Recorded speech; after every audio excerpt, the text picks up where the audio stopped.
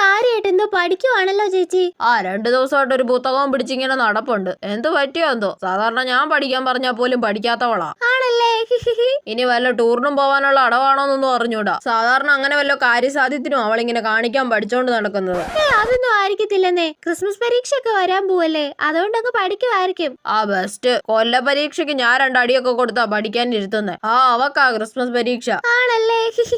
തല്ലി പഠിപ്പിക്കുന്നത് കൊണ്ടാ കുറച്ചെങ്കിലും പഠിക്കുന്നത്. അതും ശരിയാ. ഈ പഠിത്തത്തിന്റെ ഉദ്ദേശം എന്താണെന്ന് ഇന്നോ നാളെ അറിയാം. ഒന്നെങ്കിൽ PTA മീറ്റിംഗ് അടുത്തോണ്ടായിരിക്കും, അല്ലെങ്കിൽ അവളുടെ പ്രോഗ്രസ് കാർഡിൽ ഒപ്പിടണായിരിക്കും, അതും അല്ലെങ്കിൽ ടൂറിന് വിടാൻ വേണ്ടിയായിരിക്കും. ആണല്ലേ? ഇനി ഇതുപോലെ ഒരു കാര്യം.